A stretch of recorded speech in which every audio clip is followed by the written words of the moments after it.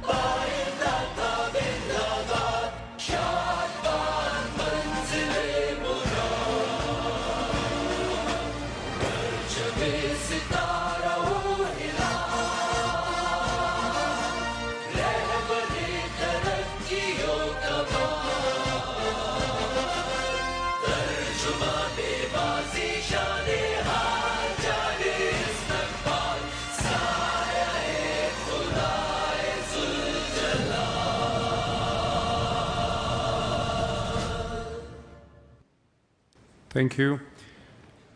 I would now request Qari Abdul Muqeet Sahab to come here for recitation from the Holy Quran. Thank you. Qari Abdul Muqeet.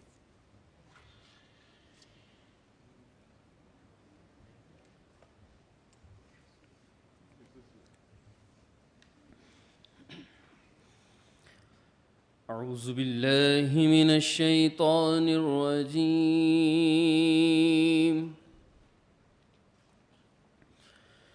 بسم الله الرحمن الرحيم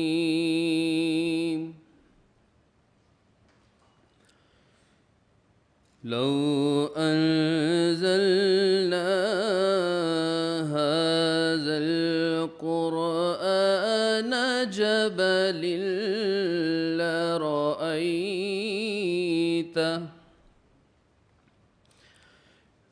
جبل لرأيته خاشعا متصدعا من خشية الله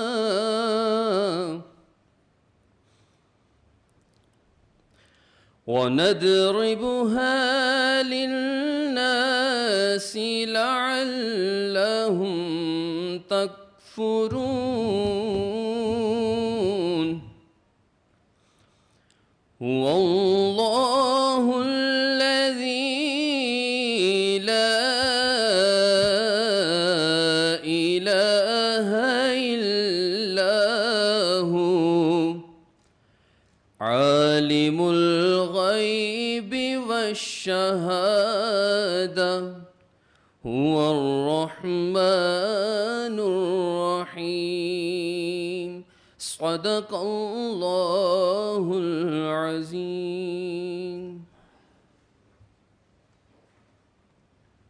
बहुत शुक्रिया कारी साहब.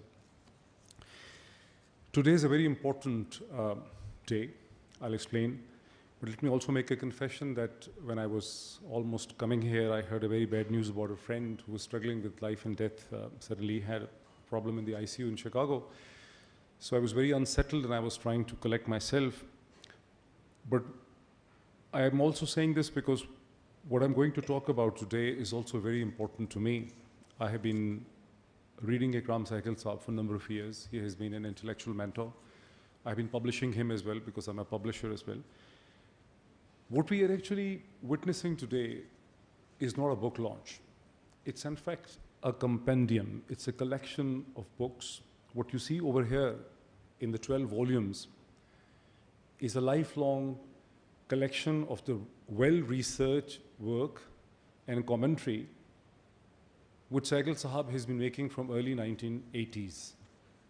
It's a very valuable addition to the literature that is available in Pakistan's history, Pakistan's politics, its wars, its conflicts, its transition, its social evolution, its conflicts, its economy. And this is actually going to fill a huge void because Pakistan, as many of you might have realized or might realize, that most of the literature that is available on Pakistan looks at Pakistan from an external lens. It looks at Pakistan from either British historiography or Indian historiography.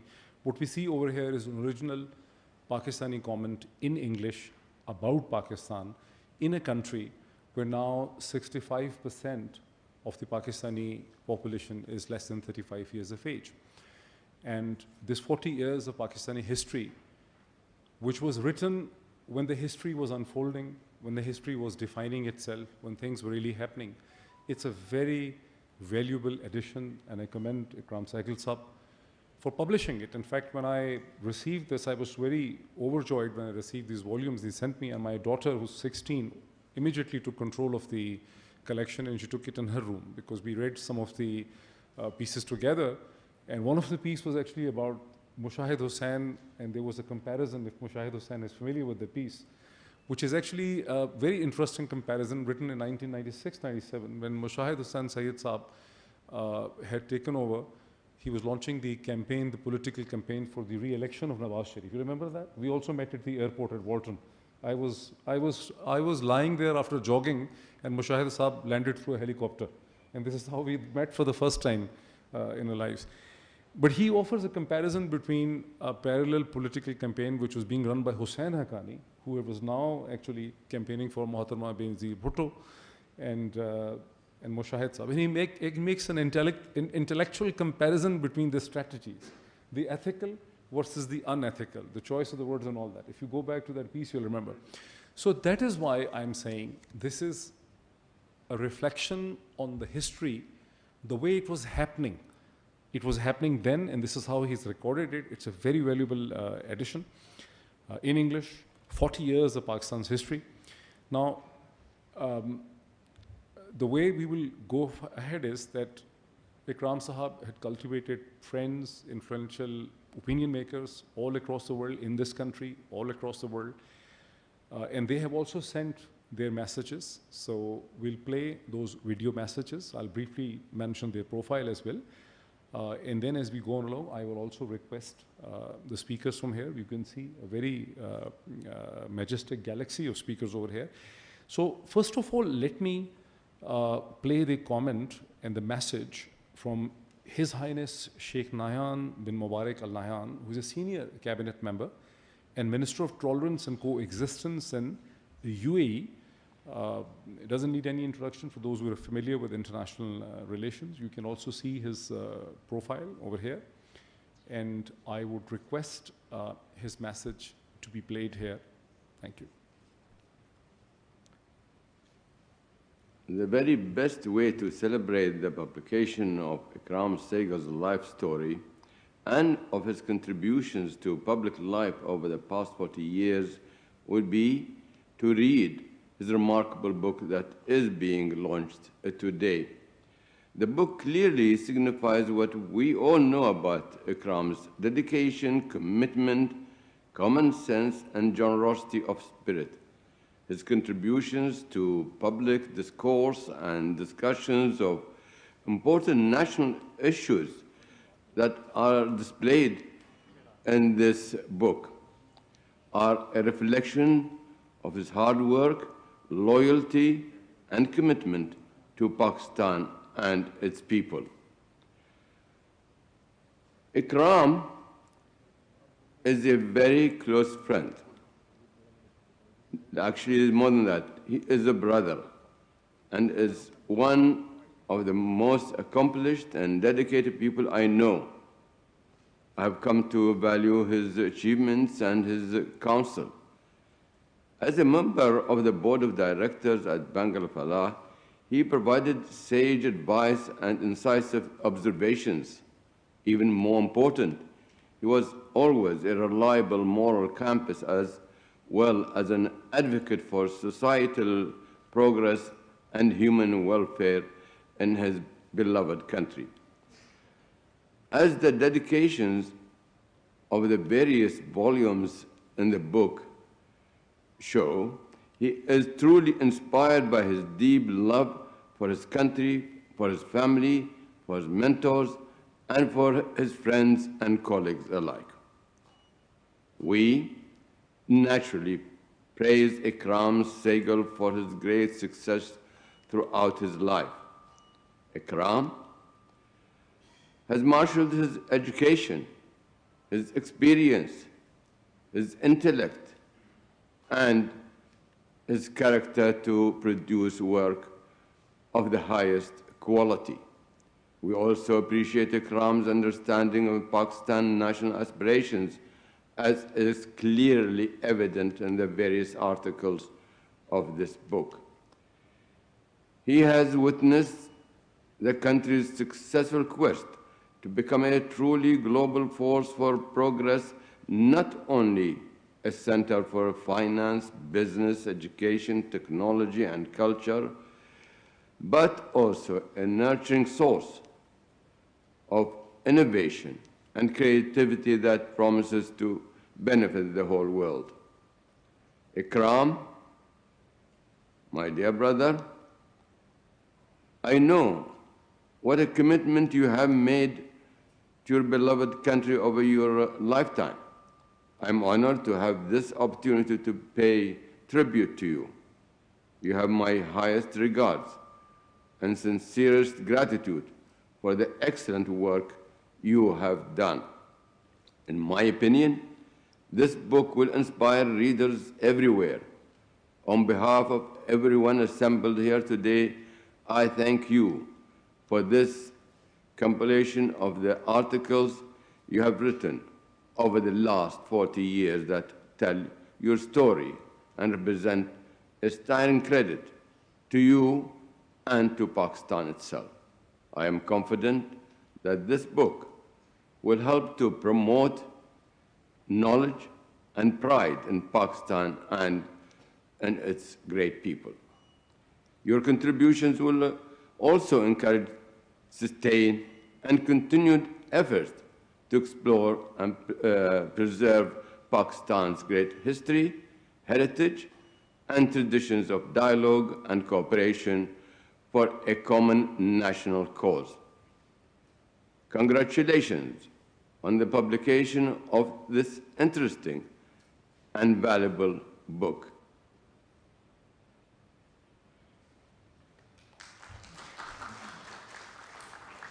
You just heard a message from His Highness Nahyan bin Mubarak Al Nahyan, who is a senior cabinet member and Minister of Tolerance and Coexistence, and you might have noticed that he used the word brother for Ikram Sehgal. And the reason is this, that Ikram Sehgal has remained committed not only to the nation state of Pakistan, but has also been, has a very strong commitment to his friends and mentors throughout the life, which has been a hallmark because I know him. Let me now request the former Prime Minister of Pakistan, Mr. Shahid Khaqan Abbasi, to grace this podium. Sir.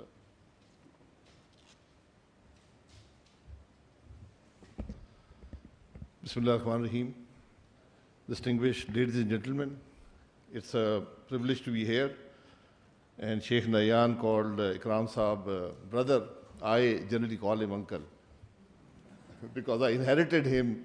I inherited the relationship through my uncle with whom Ikram Saab served in East Pakistan and in West Pakistan. And they held each other in great esteem. And they always talked about their tales as soldiers. And I often read Ikram Saab's articles in which he had mentioned some of the things that they had experienced. So Ikram Saab is a witness to history. And it's been a turbulent history in the last 40, 45 years. And I think he's done us all a service by printing his articles in the shape of a collection of books. But I also feel he's a brave man, because most of the things that you write in articles often come out to be not very factual. And the analysis generally turns out to be wrong. So I think it's taken a lot of courage to publish the books and give us a view of history. He's been a witness to history himself. So it's, I think, a rare view into the history of this period and how it was thought of at that time, how it was analyzed at that time. And with hindsight, we can look back and we can see where the mistakes were made. And I also say it takes a lot of courage to write these articles because we're a unique country in the sense that what you read is generally not the reality. The reality is often invisible, and it mostly comes out through articles later in history on what happened at that particular period. So Ikram Sahib has taken what he wrote about issues in the current period, and he's had the courage to publish them. So I think it does provide a great sense of what is happening in those periods. And if I looked at the books correctly, I think they're also collected by the subject matter that he wrote on. I always have read his articles over the years, and they've been a source of information for me. I completely disagree with his political views, but I disagree with his analysis. I think he always presents an alternate viewpoint, at least to what I've thought about a particular subject. And that is how we all learn and we all progress. So I'm very grateful to Ikram Sahib for taking this initiative. And I think it's probably the most beautifully bound set of books that I own. So I'm grateful to him for that. It looks very nice on the shelf. So Ikram Sahib, thank you very much. I can keep saying a lot more, but let me just paraphrase President Johnson. And I kind of always say this, that people ask us, why does Pakistan have so many problems? So I think they are mostly because the brightest people and the people who have all the solutions are writing articles. So thank you very much. Thank you, former Prime Minister Shahid Khaqan Abbasi Sahab, for his comments. Everyone refers to this as a book. This is not a book. This is a compendium. This is, in fact, several books. And since I have been reading most of these pieces and I got the collection, I also went back. And I can actually say that they are very informative. They're not just the opinions, because these pieces, that is why I said in the beginning, they're very helpful, because there are a lot of facts in it as to what was really happening. So it's a very informative addition to the history of Pakistan. Let me now play a video message from a very prominent journalist, a writer, a known author. He's written more than one book. You have seen his columns in Dawn as well. Owen Bennett Jones. You can see his profile over there. Let's listen to him.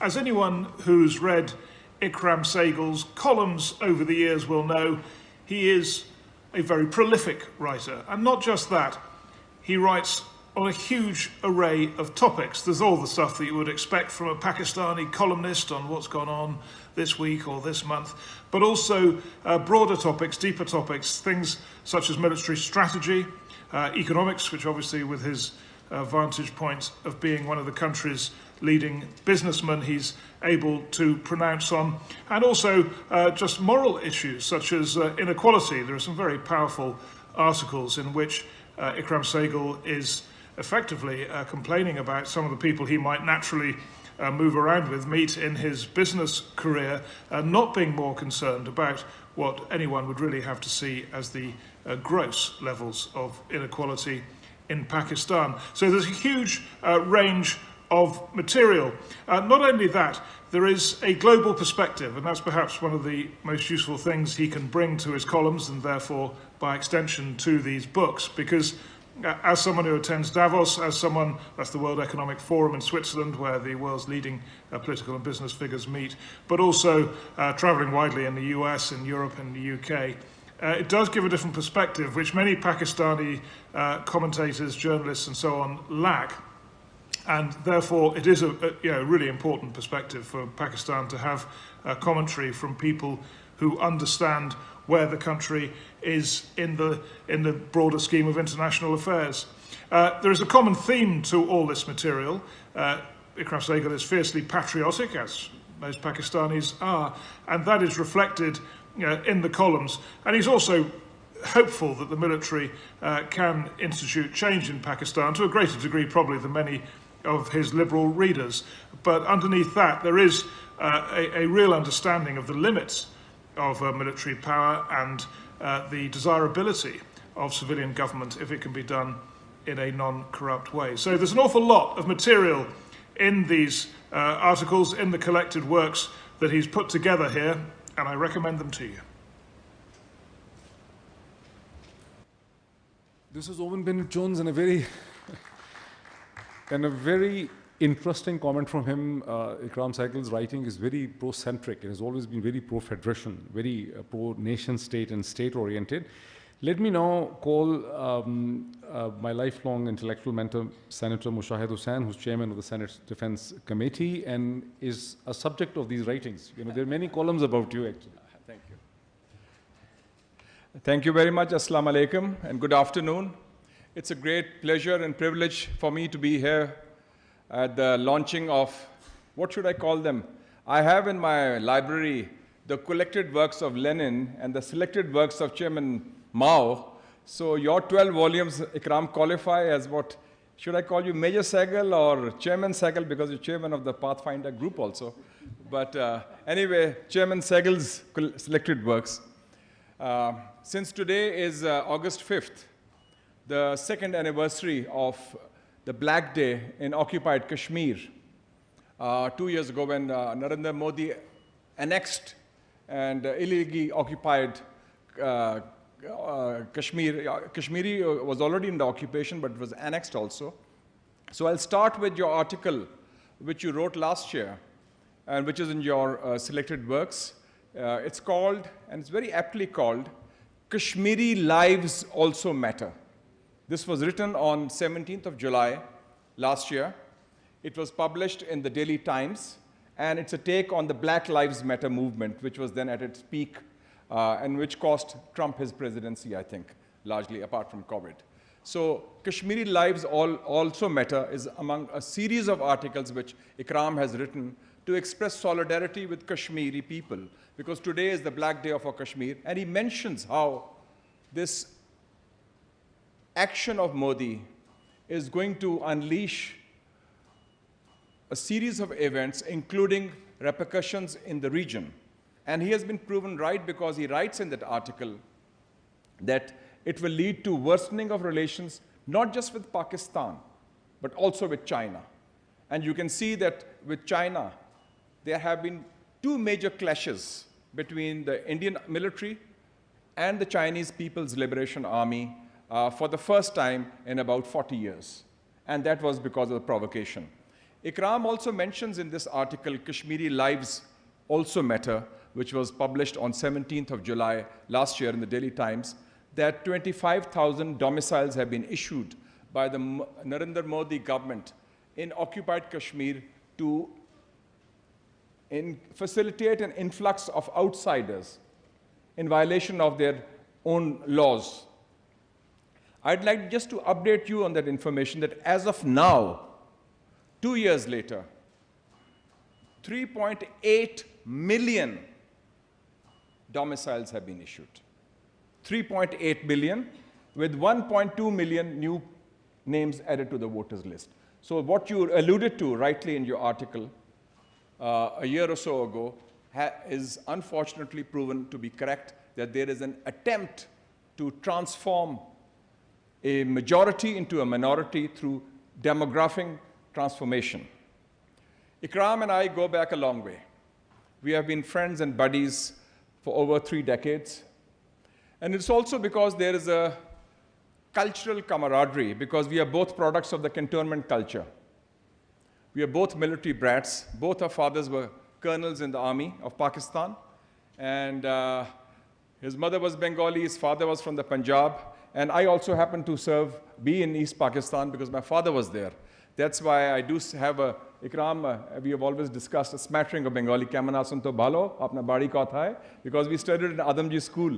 And at that time, it was necessary for students from West Pakistan to learn Bengali, and East Pakistani students were learning Urdu.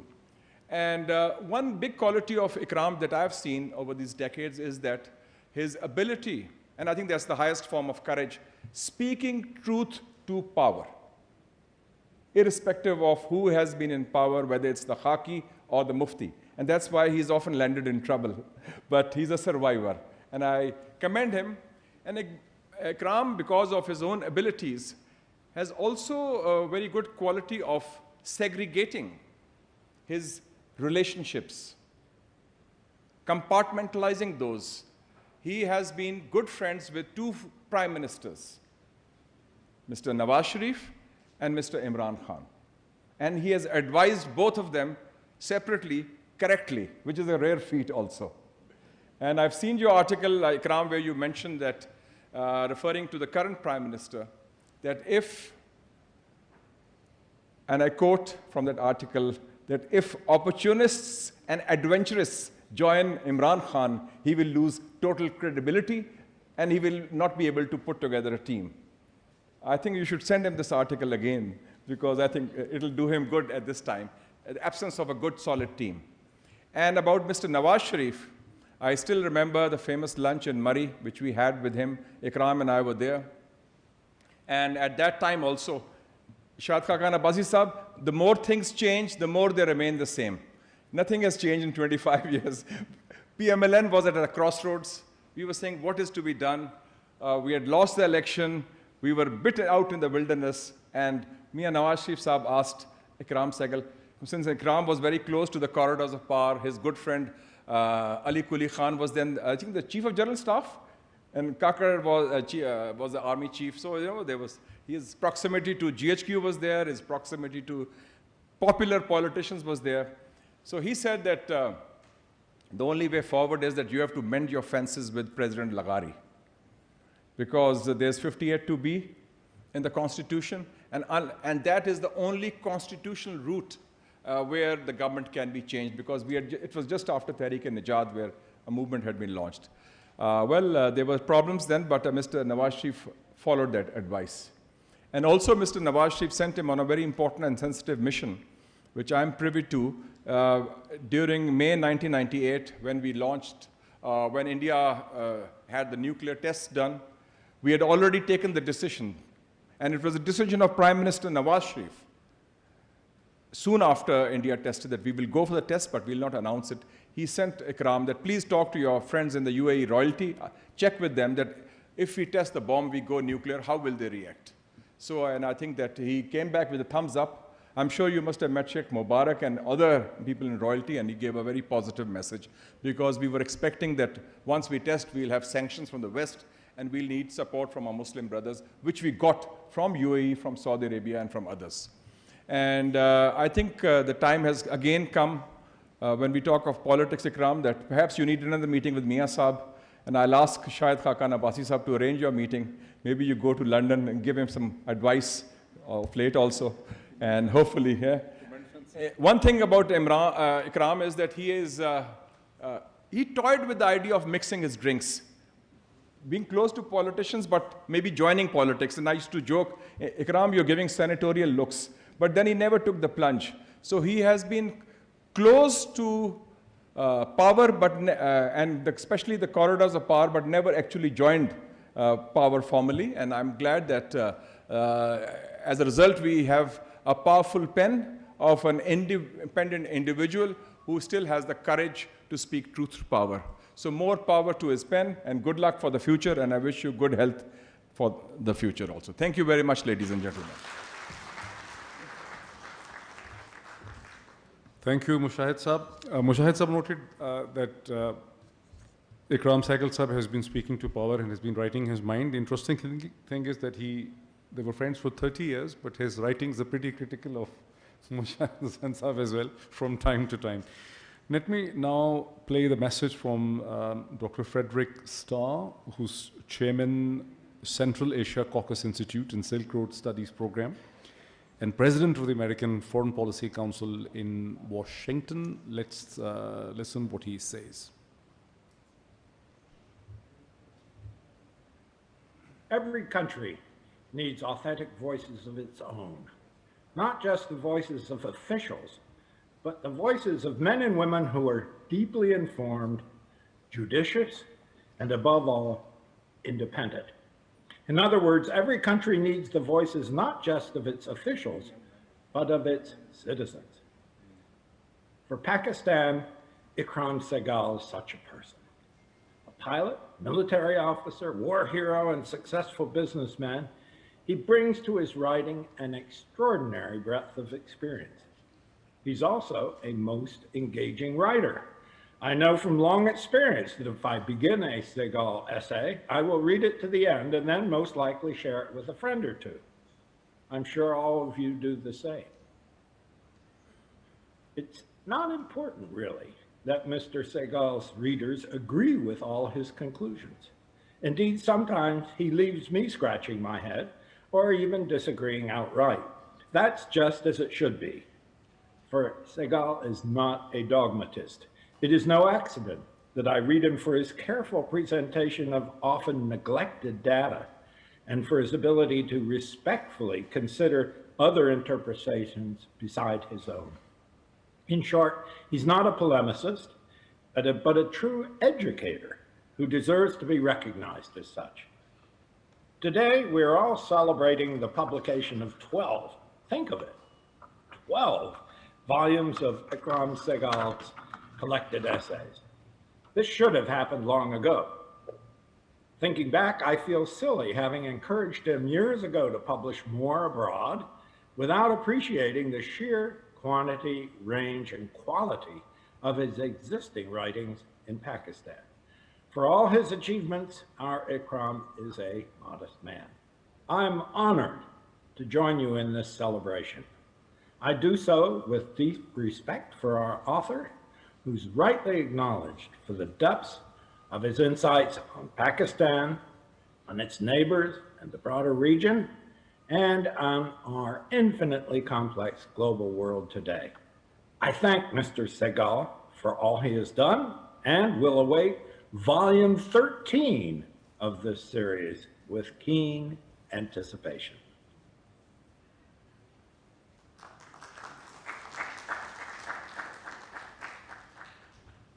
This was a message from Dr. Frederick Starr. You just heard it, and as I mentioned earlier, Ikram Saab has always been holding his friends and mentors close to him. Lieutenant General Ali Quli Khan is a lifelong friend to Ikram Sehgal Saab, president of the Gandhara Nissan and several other industries, former chief of the General Staff and co-commander, the Army, former chairman, veteran of Pakistan Limited. I request General Ali Quli Khan to come in grace and give his comments. Thank you.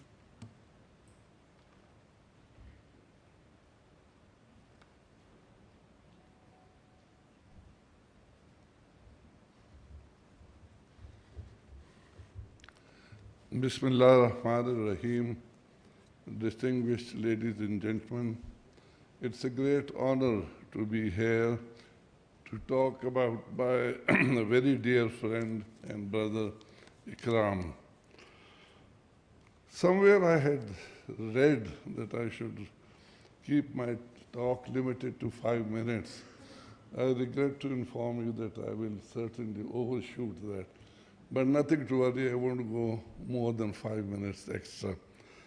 But 5 minutes for me to encapsulate a friend's lifetime with whom I have great camaraderie and respect is not possible. Recently reading or trying to understand the Quran, I came across that the two absolutely unforgivable sins that exist are, one is someone who shows disrespect to our Prophet Muhammad, peace be upon him. That man or person may have had a room full of good to his name, but the moment he or she shows any disrespect to Prophet Muhammad, everything goes poof, gone, wasted. The second very important and very serious sin is being disrespectful to your parents. Similarly, as I said, for respect to the Prophet, if anybody is even in his mind disrespectful to his parents, poof, it's gone again. You might be the best man, but it comes back to zero. I'll talk a little about Ikram's parents because it's important to do that. And Ikram's father, as you know, belonged to Sialkot, the city of our poet Allama Iqbal. And his dear wife, Ikram's mother, belonged to Bogra, to a very respectable family. Fort was East Pakistan. Bogra still exists. This marriage of Colonel Majid Sehgal and his wife Banu Sehgal was a sort of an ideal sort of an arrangement because it, as I said, joined both East and West Pakistan. And Colonel Ikram's father, Colonel Majid Sehgal, belonged to 19 Punjab, a very celebrated battalion of the Pakistan Army. Then he was moved to raise two East Bengal, who are known as Junior Tigers. And he did that very successfully. And of course, his wife was beside him in all these tasks and played a very, very important role. Ikram, like his father, started his military career in East Bengal, where he grew up as his father was raising this battalion. And he was known as Chand Baba because he was the battalion's baby who grew up. And of course, in 71, Ikram, I beg your pardon, in 1970 or maybe a little earlier, Ikram and I were thrown into the same army unit, which is the 4th Army Aviation Squadron. We were both helicopter pilots, and although we came from different schools, Ikram belongs to this very famous school which has a strong representation here, called Ghoda Gali or Lawrence College. Hsonians and Galians get along famously. I am saying this, as I said, on record. The services of GG to the armed forces of Pakistan far exceed those of Hson. So I think well done, GG, and coming this coming from a Hsonian needs to be. But I sincerely believe that. Another thing which I just want to mention is with regard to Ikram's parents. Some of you may be knowing, but some of you may not. On 17th July, the first book launch in Karachi was launched. And on that particular date, or that date was chosen because Ikram's late father would have been 100 years old on that date. So this is his sort of a contribution to his father and to explain to him that he hasn't been sitting idle all this life, and I'm sure he would be very, very proud of Ikram. Ikram's father died young when he was barely 62 years of age. But of course, he was a very well-known army officer, and he had done great service. And he, as I said, is a name that most people remember. Most of the people in East Pakistan, even today, remember him, the leadership included. I, of course, as I said, know Ikram since a long time. We were in the rival schools, public schools. And there's something which I want to mention here because the principal of Lawrence College is here also. People tend to sometimes forget that all these public schools which the British left for us are a great source of integration within the country. When I was young, there were not too many of them, there were few. But now, of course, these public schools are spread all over the country, which is a good omen. Without any disrespect to that bunch sitting there, these public schools are not necessarily known for their scholastic excellence, but they certainly train and bring up Pakistanis. When you live together, there are people in Lawrence College, in HSN, and all these are people from all over the country. And when they serve, it's a point of great integration, which is always a plus point in any country. Ikram had a brilliant army career, like his father. And of course, as I said, come 71, his problems in a way started. Our unit, part of it was in East Pakistan, and the part of it was in West. But we were there, and Ikram and I became close because we were in the same unit, and I could see his worry, his hurt, just as it was with me, that Pakistan was being torn asunder. And it went on, and painfully after the cyclone, things got worse and worse. Of course, personally, I'm absolutely sure, and there is no need to emphasize any more on that, this was a huge international conspiracy led by our neighbor, the Indians. But I don't blame them. What I blame is ourselves, because it was so open that we didn't see it coming. We were young at that time, but there were certainly people older than us who should have seen this coming.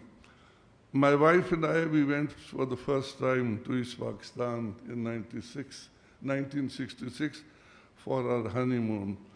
Of course, we lived with Bengali friends of our parents and enjoyed the honeymoon like any honeymooners would. But even at that stage, it was apparent to the honeymooners also that there was something amiss, there was something boiling below the surface. This is 1966. And unfortunately, this thing was allowed to go and we didn't take steps. And I think we were less than wise. And then, of course, when it came down to us, we took everything lying down. And ironically, there was so much rubbish, so much lies written about East Pakistan that it's really unbelievable that everybody in West Pakistan, me included, took everything lying down. Until a lady came about by the name of Sharmila Bose. Sharmila Bose is the grandniece of Subhash Chandra Bose, and she was a college-going student in Calcutta when the troubles in '71 started. And she has written a book, and a very well-researched book, called Dead Reckoning, which is an aviation term. And in that, she has brought out very clearly the rubbish that came out, I regret to say, in the Bengali press and all over the world, and went unanswered from people in this part of the world. But such is life. They might have thought that they've got rid of Pakistan, or at least got rid of a part of Pakistan. I really wonder, as things are developing even now, they may have separated East and West Pakistan, but instead of one Pakistan, there were two Pakistans which came about. And as things are, keep your fingers crossed. I think we are moving back again, may not be as one country, but we certainly are moving back in the same direction. And the people who had torn us asunder are very worried these days.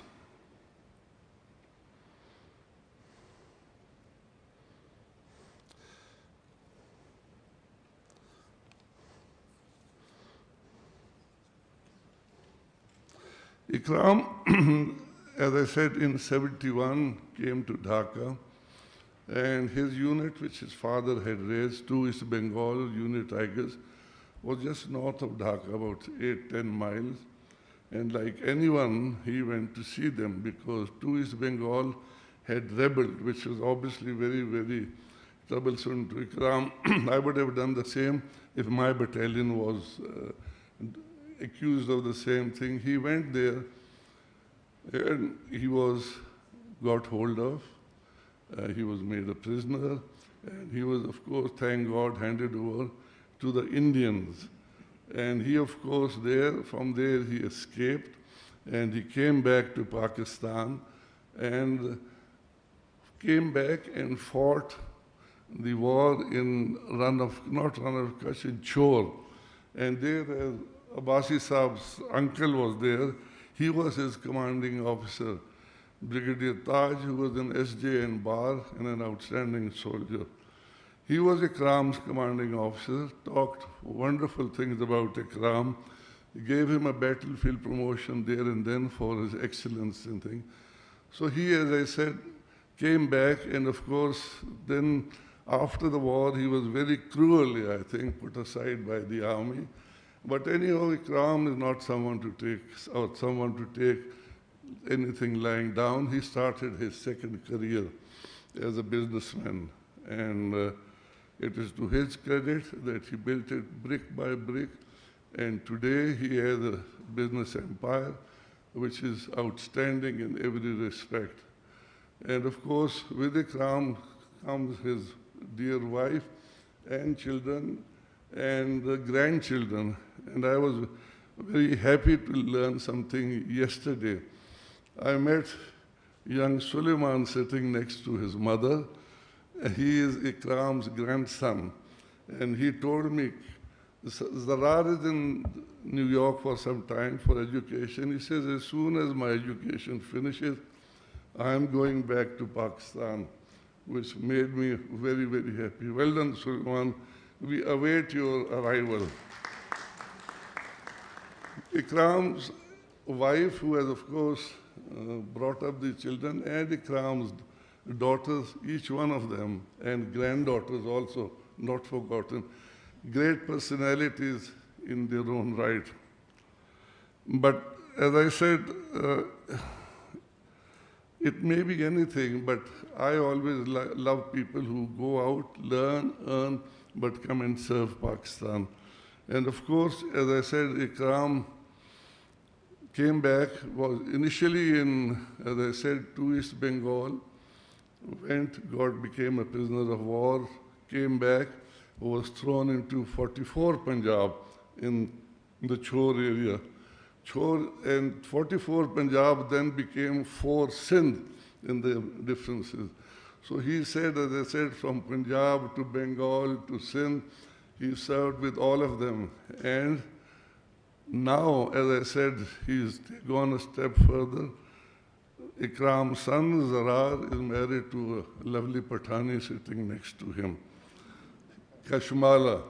And to make, if I may use the Urdu term, Sonu pe Suhaga, Kashmala is not only a Pathani, she is a thoroughbred Khatak. So that gives her extra marks. But anyhow, gentlemen, it's a great pleasure to talk about your friend. And one last word which I'll just mention.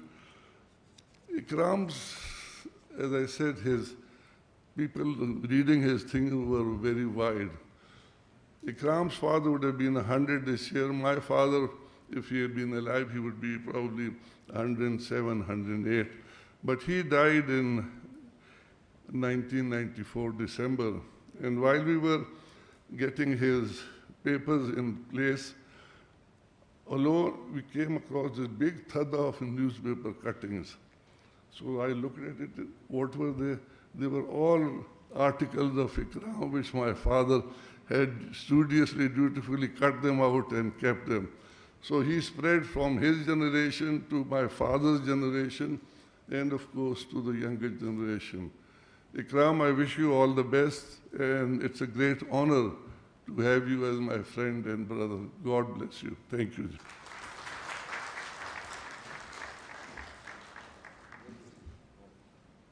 Thank you, General Ali Quli Khan Sahab. You just heard him.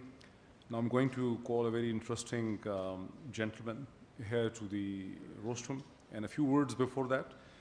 With the rise of television and now social media, YouTube, the written word is less and less important in a country like Pakistan, which is becoming more or less an audio-visual market of ideas. The gentleman I'm going to call is a great lover of the written word. I met him because he tracked me because of my writings, and when we met, we only discussed the written word and the writings. I'm going to call His Excellency Yves Manuel, the Deputy Chief of Mission of the France. Sir. Thank you.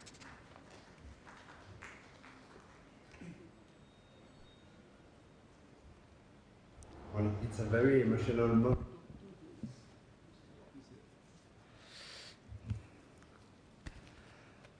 Thank you to all. Please be indulgent with me because first it is an improvisation. I didn't plan to speak today. And secondly, it's in English. English is always difficult to pronounce for a French man. Then be indulgent. First time I met Mr. Sehgal, it was already 12 years ago in Brussels during a meeting of East-West Institute about Central Asia. I'm in the Central Asia posting for a long time. I've been posted in Iran, in Tajikistan, in Afghanistan, before here. And I start to read Mr. Sehgal in the Pakistani paper that I subscribed to a long time ago already. I was already planning to come one day to this beautiful country. I have always been impressed by the life of Mr. Sehgal. It was like, you know, when you read about the Roman heroes, the ancient Greek heroes, the Byzantine hero, these people who have 10 lives in one life, you don't understand how they can manage and how they have the time to have all this adventure. I might speak a lot about many things. I will not forget to speak about the mother and the father of Mr. Sehgal, because you are always the fruit of people, of your parents, and I understand that this occasion also is related to them, as it was said before. It's very important. But if I have to briefly sum up what I want to say, I would say that Mr. Sehgal is in a non-aligned spirit. It's not only that you cannot imprison his body. Some people have imprisoned his body, but as you know, by his book, he escaped. That was a great adventure. You cannot also imprison his spirit. He's always talking freely. He's always saying his opinion truly. And as it was said, he's always saying the truth, what he thinks. Whatever will be the effect on the people who are listening, and whatever powerful they are, he says what he thinks. A non-aligned spirit. And I see this also, I think, in the fact that he's building houses, mosques, minarets, and schools far away from the town, in the mountains. I saw some of these locations. It's always far away. It's always something free and from scratch. This is also the free spirit. Finally, I think that his life and achievements show what dedication, loyalty, and bravery can bring to Pakistan, and what can Pakistan achieve with this kind of quality. Then it is the chance of this country that such men are dedicating their life I want to give all my respect to Mr. Sehgal and to the country he dedicated his life to. Thank you very much.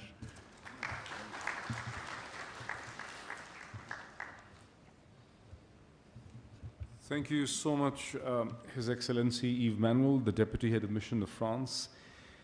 Now, as you might know, that I myself am from the civil services, and when we joined the civil services, many of us also opted for police. And I saw them, they were transformed in a totally different cultural format. When they joined the civil services, they were very fond of reading and writing, but then they adopted into different culture.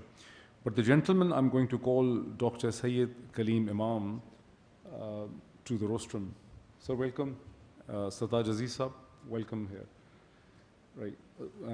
So the gentleman I'm going to call Dr. Sayyid Kaleem Imam. He is now the Inspector General Motorway and Highway Police. He has remained Inspector General of Islamabad Police. He's a lifelong student, unlike most police officers.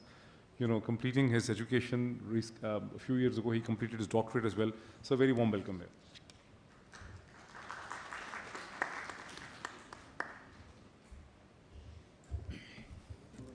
Bismillah ar-Rahman ar-Rahim.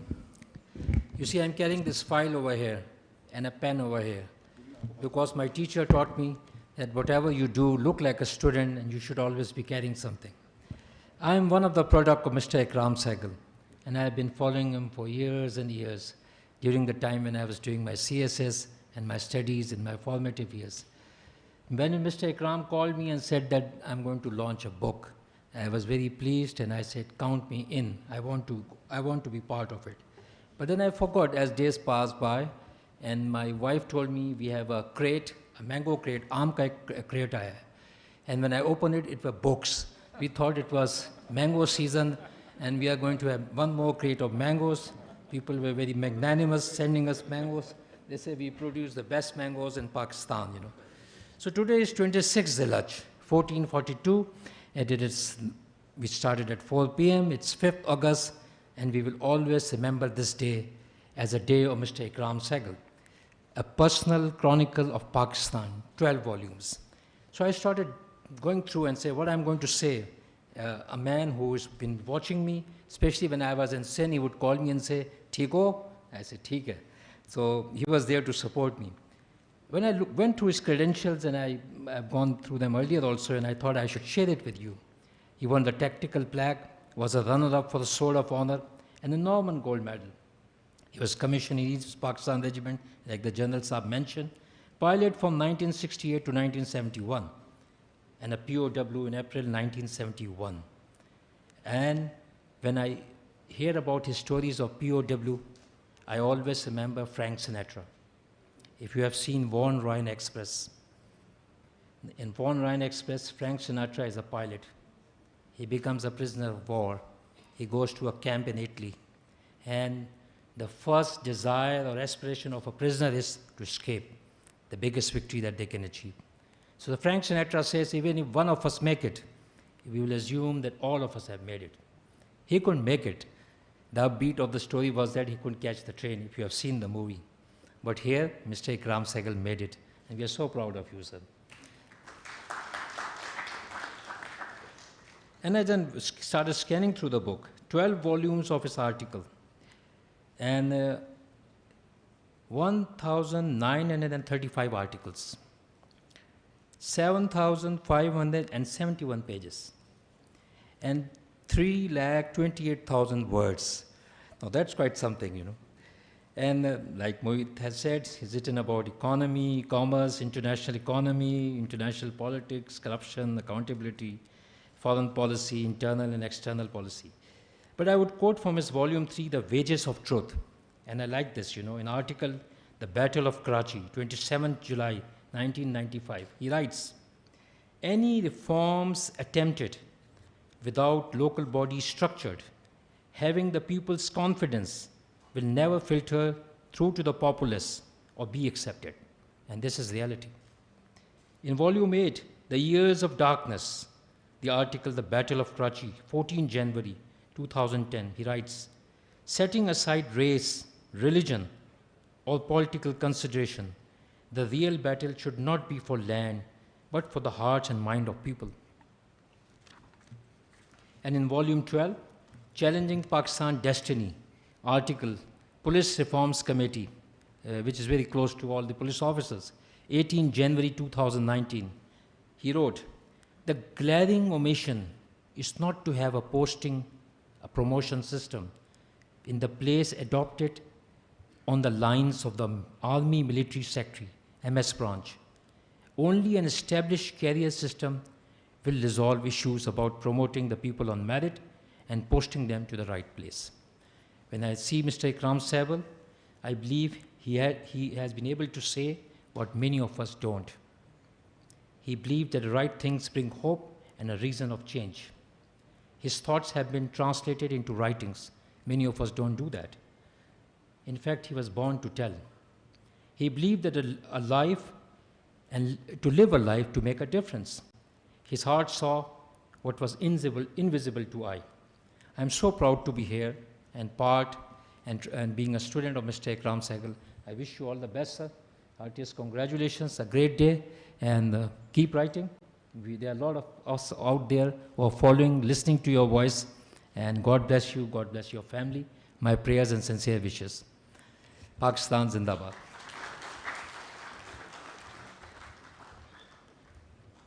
Thank you, Dr. Syed Kaleem Imam, the Inspector General Police here. Let me now play the message from Dr. Mark H. Sehgal, President, and you can see his profile, I think. He's President and Chief Executive Officer of M. Sehgal Associates, and he's Director of Global Security and Resilience Projects. You can see his profile here, and I would request his video message to be played.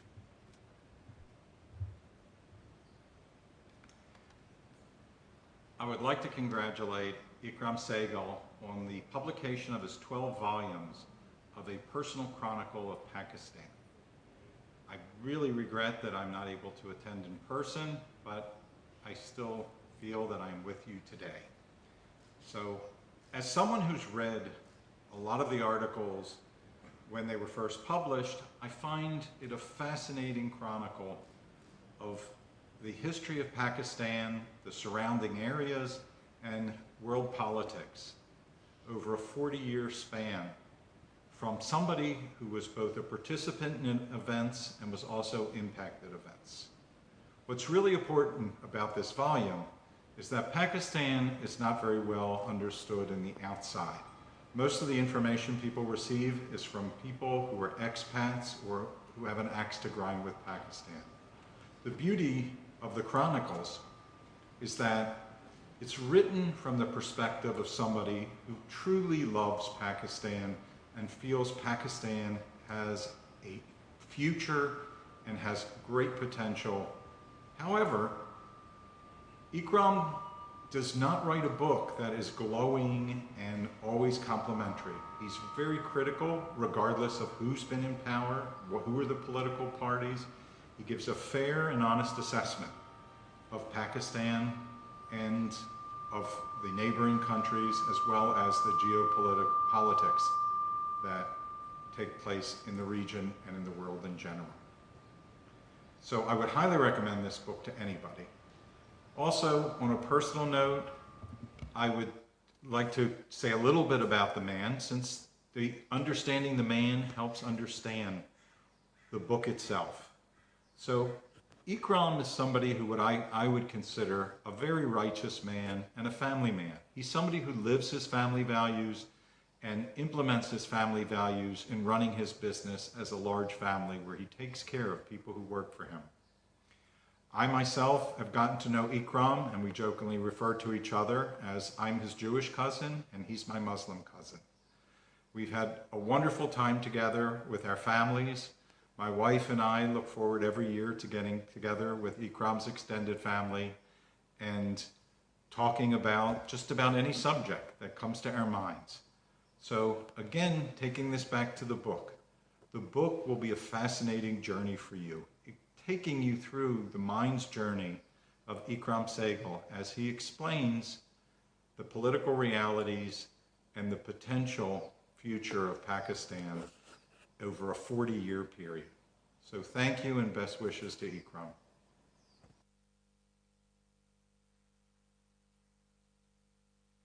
Let me now request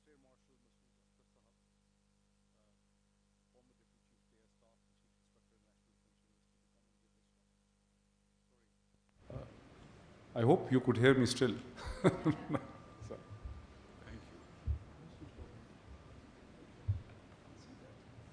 Bismillah ar-Rahman ar-Rahim, ladies and gentlemen.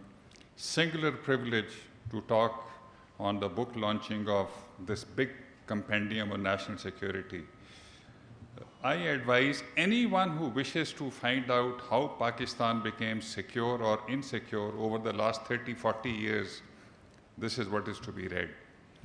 I came to know Ikram Sehgal Sahab very intimately back in 2001-2 when I was CI National Defense Course, and we wanted to find out as to how should we process national security. We were found wanting. We didn't have too many ideas.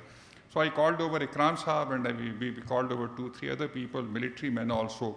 I can tell you with belief, Ikram Sehgal Sahab did a lot of good to us. We learned so many things from us. But when Ikram Sehgal Sahab was talking about the same book launch at Karachi, he made a very telling statement, and he said, whenever he and his sister went to East Pakistan, they were called Punjabis. And whenever they came to West Pakistan, they were called Bengalis.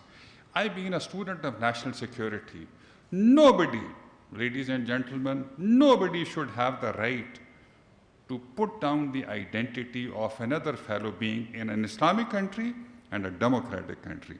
I'm sorry, I've retired as a 3-star. We have ex-prime ministers, we have ex-chiefs of general staff, we have the elite of the elite sitting here. I'm sorry, in Pakistan, we are known lesser as Pakistanis. We are known more, and we have the senior French diplomat sitting here. Sir, we don't have equality, liberty, fraternity. And this is a lesson we need to learn. We are known more by what? Caste, color, creed, language, province, professions. No, that's not on. That is the worst way of making a nation secure and the people secure. When we look at Noor Muqaddam, we look at these 4 girls who were abducted from Lahore and found in Gujranwala. We should be ashamed of ourselves. This happens every day to our children. And I think this is absolutely shameful. Ikram Sehgal Sahab, coming back to what General Sahab said and what was also referred to, when he became a prisoner of war in Pannagad, he escaped from there in a vest, in a lungi, barefooted, monsoons, pelting rain, and at night he's walking towards Calcutta and a truck picks him up. If we are looking for something with belief, providence comes in. There was a road that was waiting for him, a truck. There was a Sergeant Frank Adair, sir, if that was the name. And this was the very hall when last time his magnum opus, I call, Flight from Oblivion, that book was launched, and I spoke on the same very subject. And Sergeant Frank Adair received, and then he went on Air India flight to Delhi. And there was this Brigadier Sahab who said, Ikram Sehgal, you are declared a traitor. It will be better for you to go to States, to go to Europe, build your life, enjoy yourself. And you know, this obstinate captain, he said, sir, I have to go back to fight for my country. This he has done repeatedly for Pakistan. So he goes to Kathmandu, he goes to Bangkok, comes to Karachi, and lo and behold, what happens? He is received, and the book says, in bayonets, with bayonets. And he is to be court-martialed, like Ali Kuli Khatak Sahab said. And then, of course, some sanity prevailed, and they said, okay, one person more to fight and die for this country, so he sent to. And I'm telling you this story because this is happening even today. And we all need to take care of this. So he posted to Qasim, erstwhile Dhamyal. And to his shock, he finds out that pilots there and aviators and his fellow officers, they refuse to have sit on the same table. So in a half, he asked for a posting to an infantry unit, ends up in Shore, like General Ali Kuli Khatak said, and there he finds this very maverick, brave commanding officer called Brigadier Taj. Shayad Abbasi Sahab would know him. And he says, you do anything wrong, I will shoot you myself. He does so well that even today, and Taj Sahab, when he was alive, may Allah bless him, he told us that he deserved, and he named a company in his name, and that company is still called Sehgal Company. And he was given the rank right there, and he took the crown off his uniform and put it on his epaulette. So that is the kind of person Ikram Sehgal is. So ladies and gentlemen, fast forward to 2015. I'm sitting on a TV program with Colonel Imam, who was the guru, SSG, who was training the Mujahideen for jihad against the USSR. And I say, Colonel Imam, be very careful with the Taliban. They will get you. And he says, no, sir, there isn't a problem. When I was training Jalaluddin Haqqani, who was then, of course, he was heading the Haqqani group, his son, Sirajuddin Haqqani, who's the boss today, he was a kid, he used to sit in my lap and play with my beard. I said, Colonel Imam, still be very careful. And lo and behold, another 6 months, he and coordinator Khalid Khwaja, 2 terms junior to me in the Air Force, they get picked up, intercepted by the Punjabi Taliban, they trap them and they murder them. Ladies and gentlemen, for them, there was no road, there was no truck, there was no Sergeant Frank Adair, who sat right here when the book was launched. And he's passed away probably now. And there was no respite for them. What I'm trying to suggest, we all need to work towards that end where we have a Pakistan for everyone based on the values. And that is what Ikram Sehgal Sahab has written about, his 5-6 of his articles, which are hardcore national security policy strategy. They were for 4-5 years that I noticed, part of the national security folder in the NDU. So they were being read, so he needs to be read. But without total human equality, ladies and gentlemen, we can forget about unity, faith, and discipline. Amongst unequal people, there can be no unity, no faith, no discipline. And I appeal to the people sitting here and you people, we may have opportunity tomorrow. Koi unity, koi faith, koi discipline nahi ho sakta unequal logon mein. And I said that day, and I reiterate today, not to re-establish those values and principles, ladies and gentlemen, I said, is not an option. The failure to do that is not an option. I reiterate, with thanks to Ikram Sehgal Sahab for giving me this opportunity, ladies and gentlemen, the failure to do that is not an option. Thank you.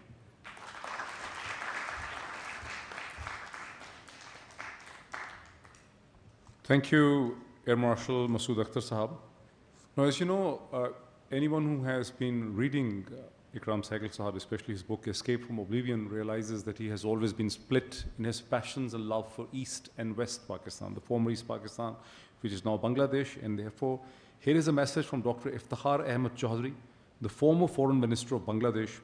This is a comment from him. You can see his profile, career diplomat. I would request his video message to be played.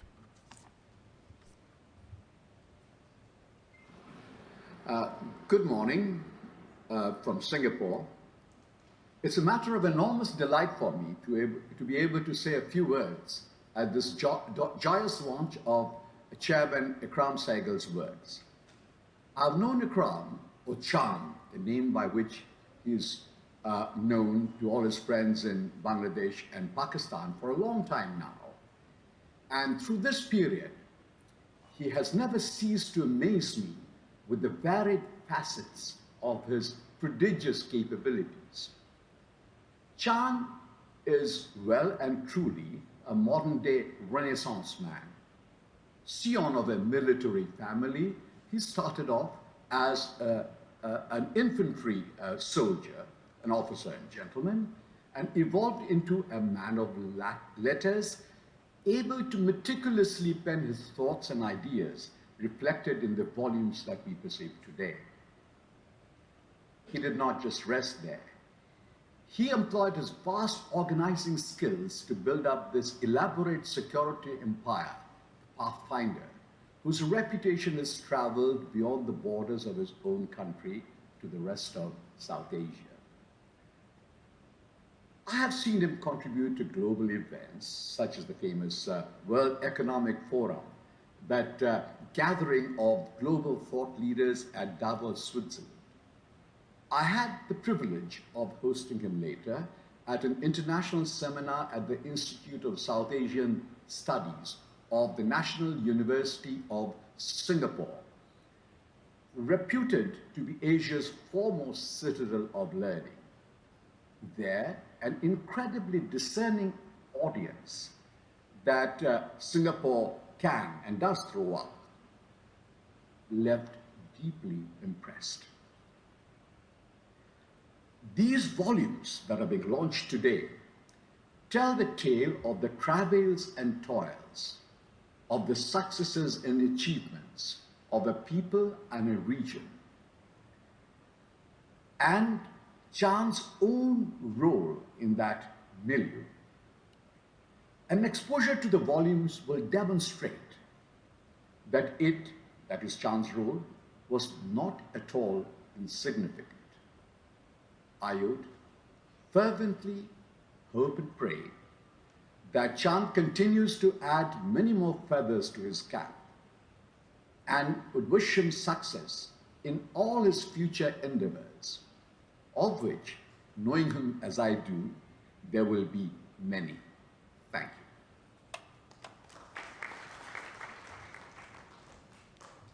Thank you. The gentleman doesn't need any introduction in Pakistan. I have the privilege of inviting Pakistan's former Federal Minister for Foreign Affairs and Finance, Mr. Sartaj Aziz Saab, here to the rostrum to express his comments. Sartaj Aziz Saab, my privilege.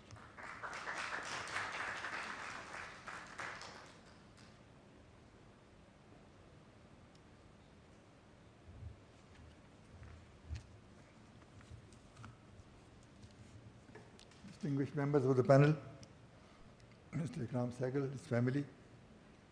May I also join other speakers in congratulating and complimenting Ikram Sehgal for publishing such a magnificent and valuable collection of his articles that were published between 1985 and 2020. Each volume, as you just heard, has a very fascinating, almost seductive title, which itself intrigues you to go and try to read it. The first one is called Leave the Army Alone. The second one says, Converting Garbage into Dreams, The Wages of Truth, Till Death Do Us Apart, not death, but death, D-E-P-T, Power Play, Passage to Nowhere, The Gathering Storm, The Years of Darkness, Marriot Can Be a Disqualification, A State of Hypocrisy, Light on the End of the Tunnel, Challenging Pakistan's Destiny. If you read the prefaces of each volume, you will see the logic and the rationale behind these interesting titles. As I said, as you just heard, it is almost 2,000 articles of a very large number of pages. As I said in the foreword to the second volume, in my long career, I have never seen any other columnist who matches his prolific capacity to write so many articles on such a wide range of subjects for such a long period of time. The formal Chronicle, of course, covers all important aspects, but in my view, especially important and of more lasting value are the articles on Pakistan's foreign and security policy and its geostrategic and geopolitical relations with other countries. Because other articles may have topical value of the issues of the day, but these values record history, which I think many researchers, historians, policymakers, students will find a valuable source of reference material. I first met Ikram Sehgal in 1985.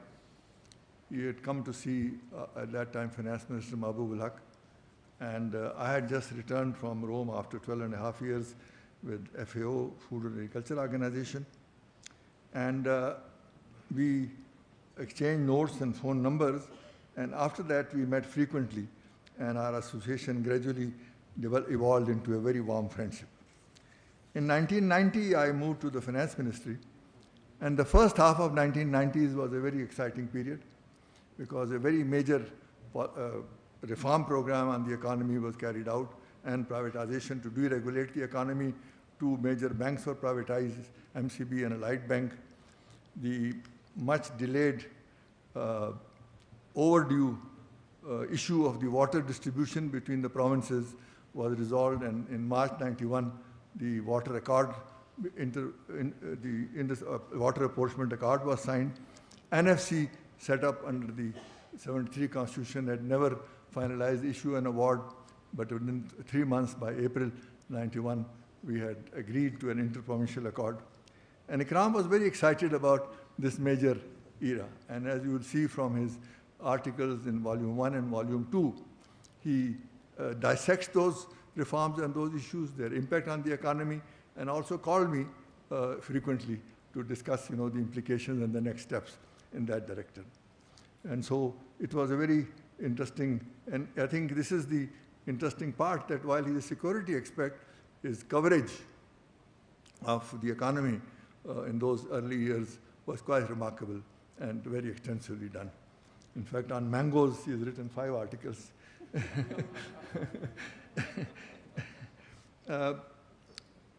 In preparing for this session, I did not have to go through his CV because I had observed it at first hand in my sessions with him.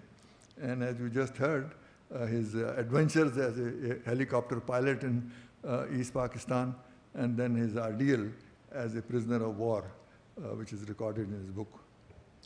After his retirement from the army, he started the Pathfinders Group to provide security and IT services. And you can see why, because in security services, you can call upon all the retired personnel of the army to come and help you, and so that's a natural thing for a retired army officer to do. But the way he managed it and looked after his staff, it became a very major company.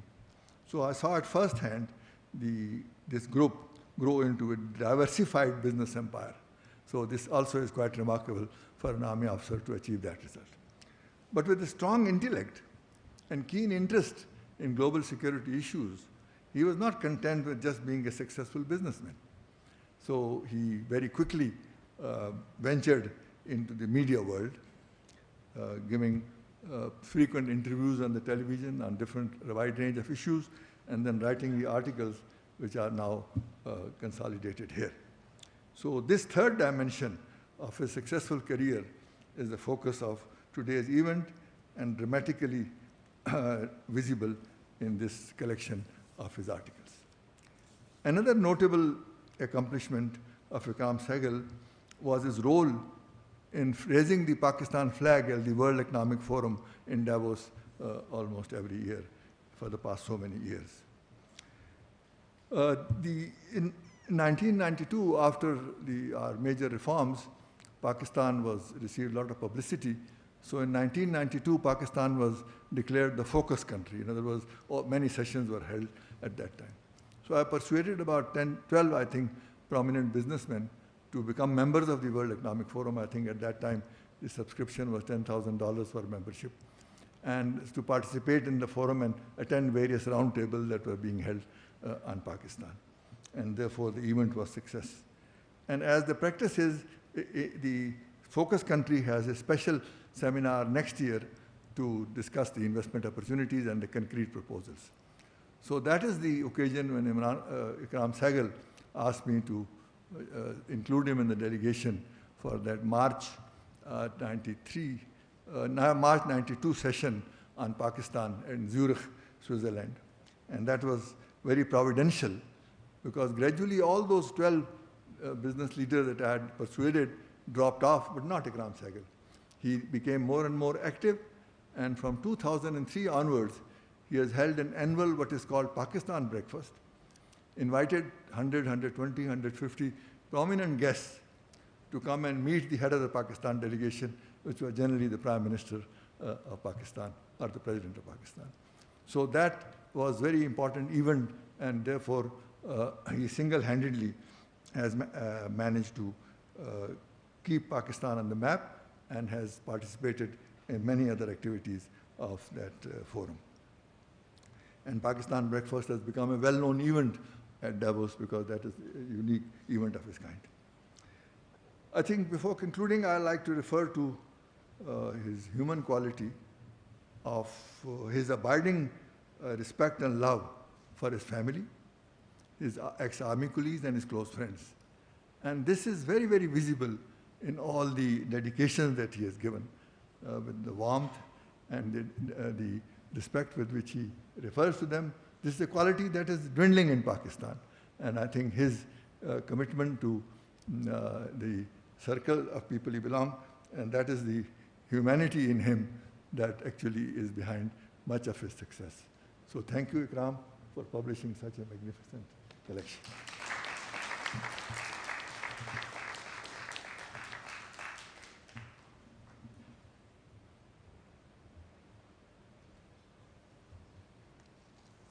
Thank you, Sartaj Aziz Sahab. The next commentator, the video message reminds me of a very interesting phase of American history.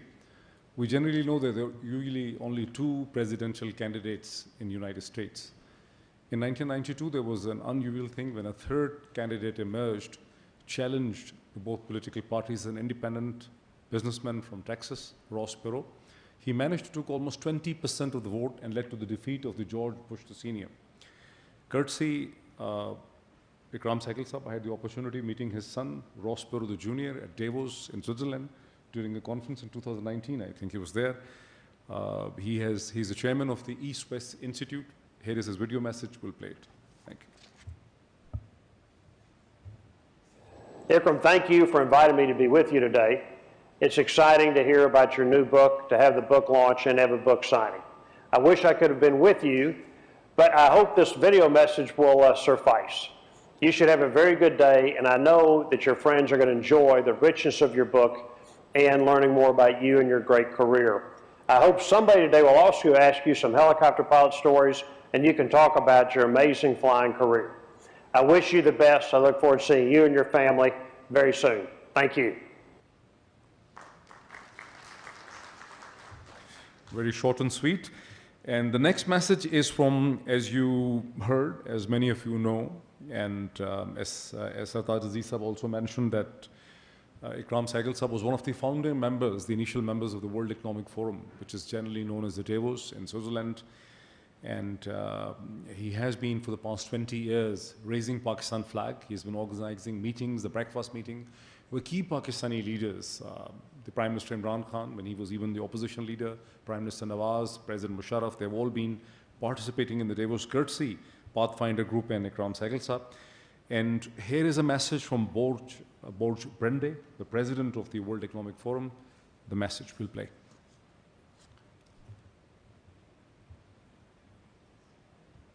Dear Ikram, the launch of a personal chronicle of Pakistan is a momentous day for you as a writer. It's also an opportunity for all of us to reflect on the defining period of Pakistan's history as seen from your privileged vantage point. I say privileged not because you have lived an easy life. In fact, judging by another one of your books, Escape from Oblivion, even in the short span of your youth, you appear to have lived several very challenging lives. The important thing, however, is not only did you survive each period of struggle, but thanks to your principled determination, you were able to flourish in each distinct chapter of your life. No doubt, you had to make difficult choices, whether or not to risk your life in a daring escape from a prisoner of war camp, whether or not to move on from army, which was such an integral part of your identity, whether or not to leave a secure profession as a commercial pilot to set up your own business, whether or not to enter the fray of Pakistani public life with the publication of your first column. The silver thread linking your escape from a prisoner of war camp to the launch of these 12 volumes today is your commitment to doing something meaningful with the life that we have all been given.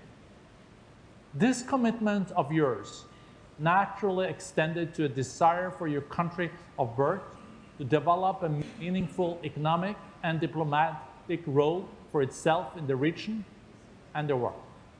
leading to your long-standing engagement with the World Economic Forum.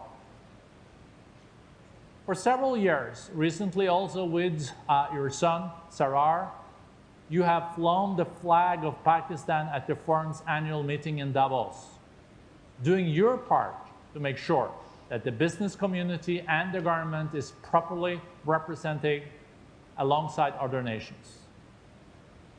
Behind your writing is the desire to see Pakistan's potential fulfilled, both by courageously pointing out what does not work and by having the vision to identify new opportunities for its development. And Pakistan has many opportunities.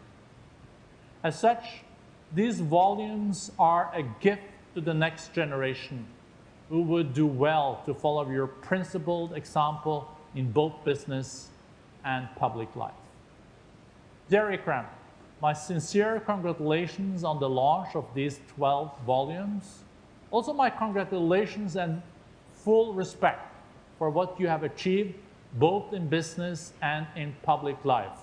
And even more important, for standing up for important values in your country and globally.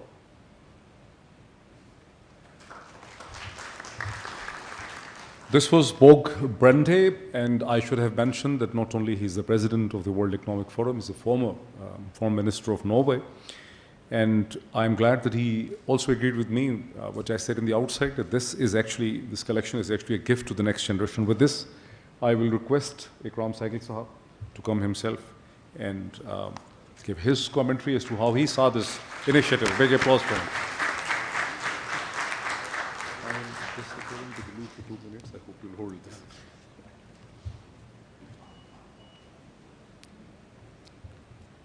Thank you, Mohit. Bismillah ar-Rahman ar-Rahim. I think the first item should be to thank all those people who made these volumes possible. And one has to start with one's family. And what better to start off with my own wife, Shahnaz Sehgal. I think she's been, if I use the word patient, that would be an understatement. She's been very patient while I've been writing, and I am grateful to her because when I left the army and I had no money, and that day I told about the gentleman that I came from Balochistan to Karachi, and this canteen contractor, he gave me 600 rupees from Naushera. He came that day to the presentation in the Prime Minister's house, Hayat. And I came and told her that I'm out of the army. I have no job. And now, actually, one feels isolated, desolate. And I think I must thank her for being with me through all these years.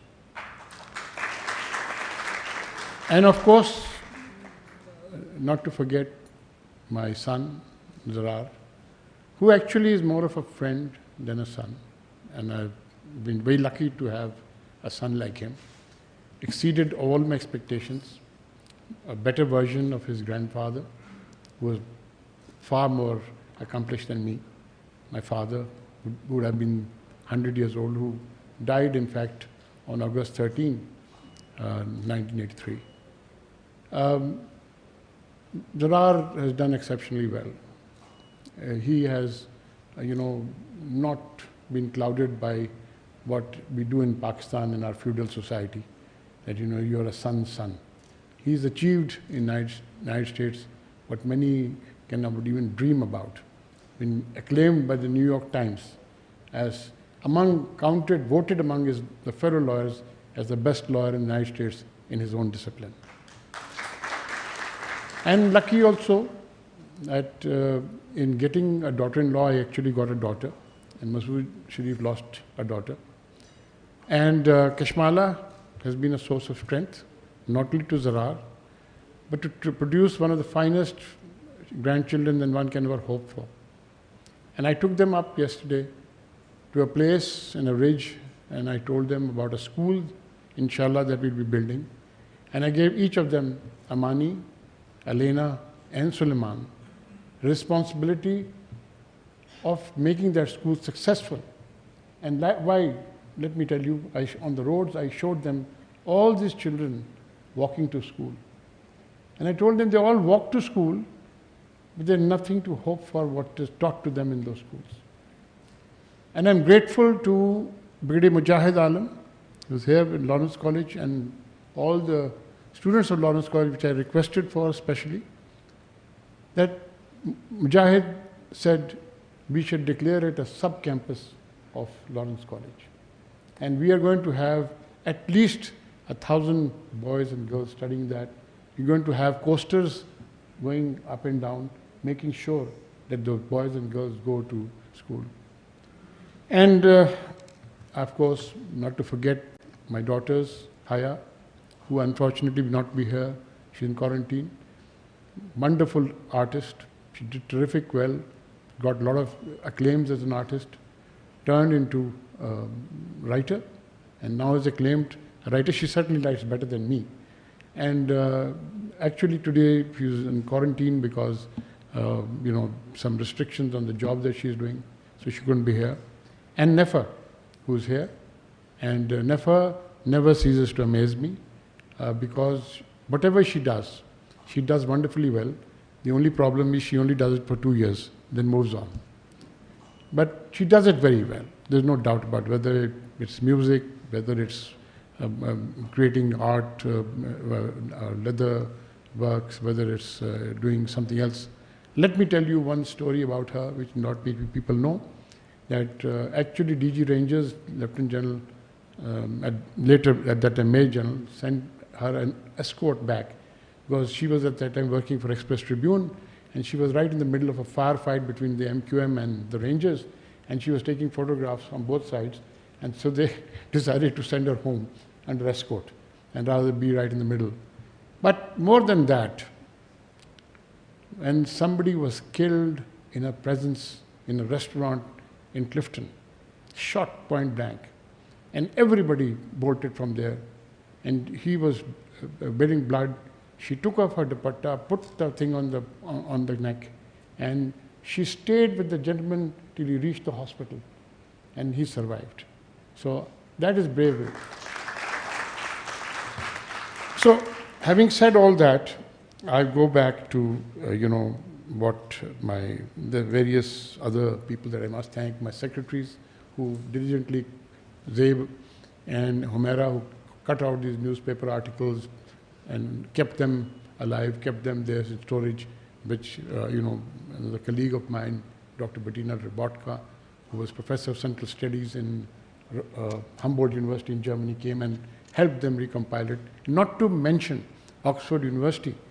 We said that if we were to do this, it will take us about 4 or 5 years, and I said, I don't have time, I'm already 75. They said, what we can do is we can do it from end to end, but we can't put the word Oxford there. I said, fair enough. So the ultimate thing was that I wanted to launch it on 17 July, and 29 June it started going into print in a place in Lahore called Topical Printers, and that was amazing. That was Pakistan's expertise at its best. They produced these volumes in those days. They said we will deliver it to you on 15th of July at 4 o'clock, and they did that. And they did that, and the quality of the work that you see was totally amazing to me. This was done with a lot of passion, and that is what Pakistan is at its best. That is what you just give us the right leadership. Just give us the right leadership, and we can do anything, right? I am really, they're not here, unfortunately. Fortunately, they're going through a marriage, both Nasir Baloch and, Farhana, so they're not here, but I invited them to come. But then let me tell you about the driver and the two vehicles that came all the way from Lahore. Started at 4 o'clock, 6 o'clock, they had loaded it. They got caught in a traffic jam like Sartaji Sahib did today. And 8 o'clock, they were out of Lahore. And this man, I rang him up at about 12 o'clock and I said, take some rest. He said, I will take rest at Sakkar. I found him at Moro the next time I talked to him.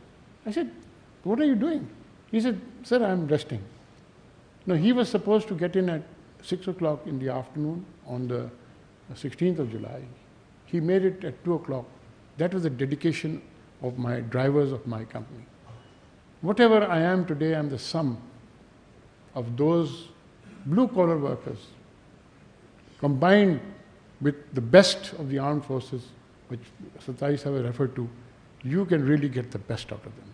You just have to give them the right leadership. You have to give them to make sure they have a comfort level, to make sure their welfare is looked after. I will now turn to the speakers, one by one, and it's been really something which has been of great significance. I'll start with Shahid Haqqan Abbasi. You know, I get into trouble for this many times. I love Imran Khan. I'm not a member of PTI. I love him for his sincerity. I love Shahid also. He was one of the best prime ministers we had. There's no doubt about it. I asked his staff. He used to make sure everything is done before he left. Right? And the greatest quality of him was that if you give him a telephone call, he'll call you back. And that too I give to Imran Khan. That is a quality of leadership. Right? You said I've got the wrong political this thing. You're in the wrong political party, Shahid Sahib. Okay, the thing is that I owe a great deal to Shahid's uncle and my thing. You know, Brigadier Abbasi was, I mean, at that time Colonel Abbasi was, Colonel Taj Abbasi, Brigadier Taj we used to call him, Colonel Taj. He was a soldier. He was so brave, you could not describe bravery. He was just a cut above that. We landed up in Umarkot Shore. The front had collapsed. People were, there was no front. The two regiments, 26 field and 40 field, people know, were firing over open sights because the Indians were occupying the ridges.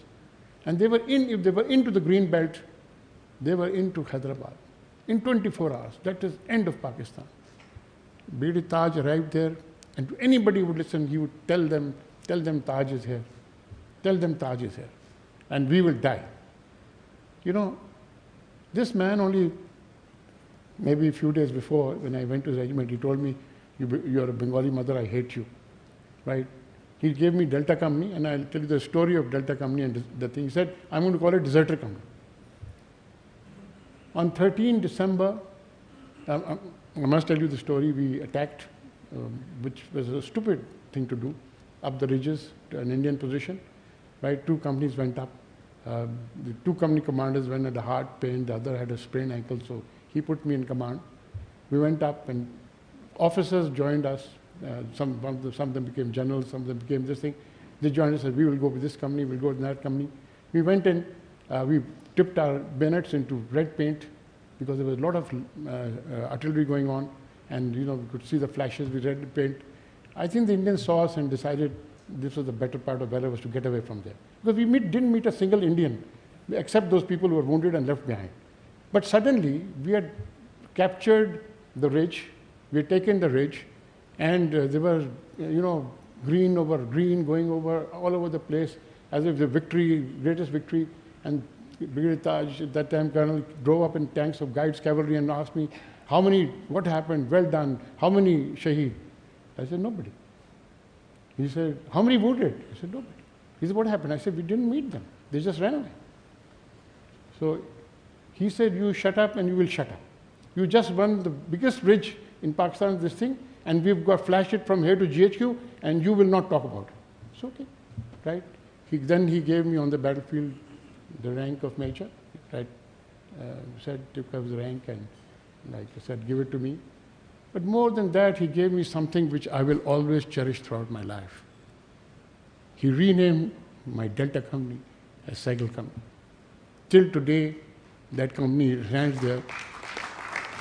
It is stuck in the throats of many people but not many people alive today can say they have a subunit named as Sehgal Company or their own name in any infantry unit. For me, that is the greatest honor, much more than all the wealth and all the accolades I've ever received, to be counted as a soldier among soldiers. Then I've said about Brigadier Taj that, you know, actually people do not know he saved Pakistan that day. People belittle it.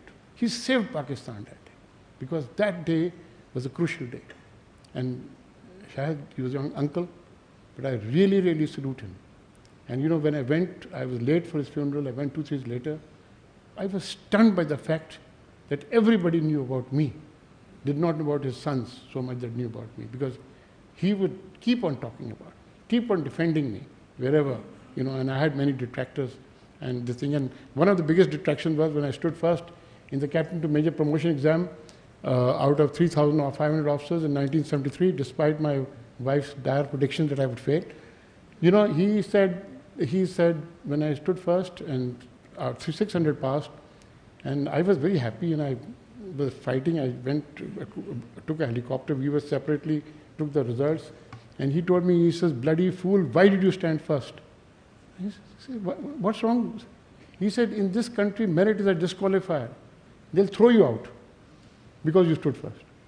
So I decided not to do the staff college entrance exam. General Iqbal, who was the DMI before that, forced me, said, "You will appear." I appeared in the staff college, 300 appeared, 30 passed. I will not name some people who failed, because General Ali Kuri, I know some of his friends failed in that exam, but they got to the staff college anyhow on the fail because they had to make 100 people. But you know, that is the type of stuff that that Brigadier Basi was made of.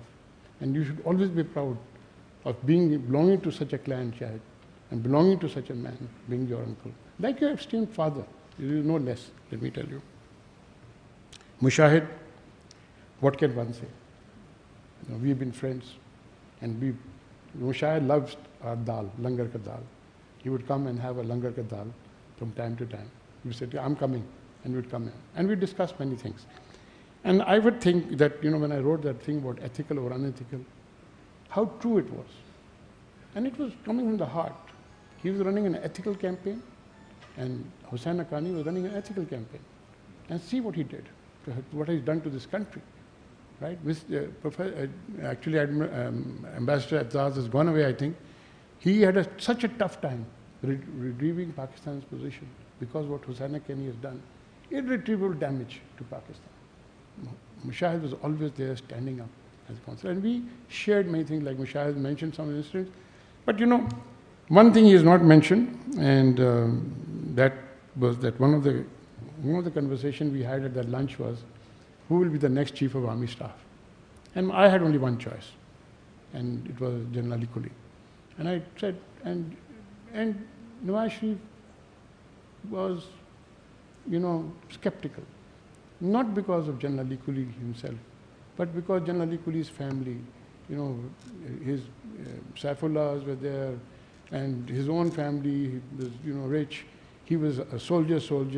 So, I'm sorry to say this, but Mia Saab used to go for factory managers, not chiefs of army staff. So they used to choose, you know, if there's a good factory manager, he'll listen to me. That thing he said. I told him, I think in his presence, I told him, I said, this man will never do a coup d'etat. He will never do a coup d'etat. I said, the word power play is taken from a movie called Power Play. General Musharraf took that to the book, that thing. It was a movie which said a person went, you know, he used to pose a drunkard, womanizer, and this, that, and the other. And the person said, this chap is very tough. Let's not have him Chief of Army Staff. Let's have this man. He's all right. General Musharraf used to go to Lahore. My friend, General Ikram, who was the corps commander, used to go and tell him, "Sir, what are you doing? You're in the contender for run." "No, Ikram, I'm all right." He was actually giving a signal out that I'm all right. I can be, you know, malleable. And he used to go and, you know, sit there and this thing. So the power play worked. And I think Pakistan's destiny turned the day General Ali Kuli was not made the Chief of Army Staff and General Musharraf was made the Chief.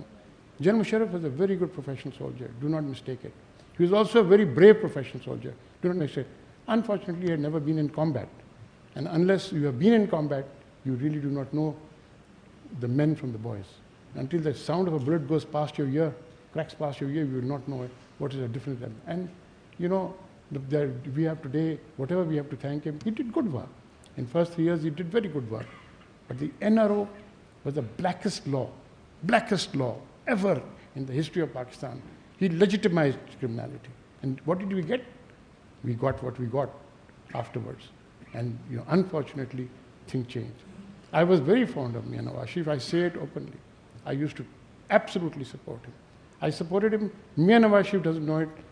Because of him, I went into great trouble with the PPP. One of them was that my company was actually labeled, and I think my NOC was cancelled, actually labeled. And then I had somebody go, Makhdum Ali Khan Sahab went and got a stay order against that, and that is how my company functioned. I asked Makhdum Ali Khan the other day, I said, you got the stay order for me in 1994, and you're not still doing it. He said, just let it be.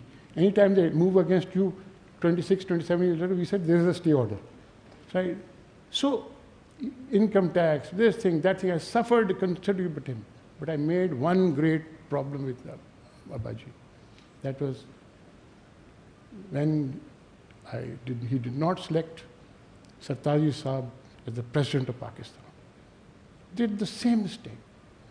You know, I said, here is a man who is expert in agriculture, expert in finance, expert in foreign affairs, integrity beyond question, dedicated, committed, right? And you know, this is, what are you doing? So I wrote this article, and it's on the books, right? But then the last straw was the storming of the Supreme Court. And I told him, I said, I didn't vote for you or Abaji. I didn't vote for you to storm the Supreme Court, to do Bhangra in Supreme Court room number 1. And I said, I did not vote for Abaji, I voted for you. So don't let Abaji dictate your presidents. That's a mistake. The man had so much to give to this country. Actually, Sartaji has said it. Between 93, what Pakistan achieved, India copied totally. You ask Sartaji Saab. Manmohan Singh asked him, give me this thing, and I'm saying, unfortunately, Sartaji Saab gave him a whole, you know, blue pen, which India copied to the rest, and you see what the result is today, right? So, you had a person who could give so much to this country, right? I like Shahbaz Sharif very much. You know, he does a lot of good work. But doing good work and doing work for yourself, there's a difference. So, having gone from them, of course, I've talked to General Ali Kuli, and of course, he's mentioned Sarmila Bose. People don't know that General Ali Kuli gave that name of dead reckoning to her when she was there. She gave the thing. It's an aviation term, which you fly without a map, right? And he said the thing was on dead and reckoning. And one of the things I tell you she was influenced by was General Ali's interview with her. We said he was so candid and he was so credible that I said, must interview other officers. And he said, when we interviewed all of them, I found the difference between truth and fiction. And I said, things. So, generally, a lot of people do not know this, but Sarmila Bose's book, Dead Reckoning, was because of you. Of course, I have to go on to other people, and you know, the thing, I've talked to Shahid. What can I say about Air Marshal Masood Akhtar? He said it all. We've done such wonderful discussions on national security. Actually, we had no national security strategy. We didn't have a blueprint. I was shocked. Here I was. I had only had, my only education was the water of the Ilyasi Masjid, you know, outside PMA, which if you don't drink that water, you never become a good officer. So that was my education. I graduated out of PMA, and that also because the war shortened our period there by about 6 months. I do it in 2 years. So I really had no education, and so I self-learned on the job. And so when I got together, and I did not find anybody more credible, more committed than Air Marshal Masood Akhtar. And our friendship has lasted mainly because of that, on a bedrock of integrity, a bedrock of commitment, a bedrock of something for Pakistan, and only for Pakistan, not for self. Thank you very much. And of course, not the least, my friend, Kaleem. you know, I'm a great fan of a belief that if a police does their job, the country will progress. And unfortunately, police was not doing its job in Karachi, despite the fact the rangers were there. And it's not doing its job because of the political things that were happening. Political, this thing, SOHs were posting out. IG Kaleem stood his ground.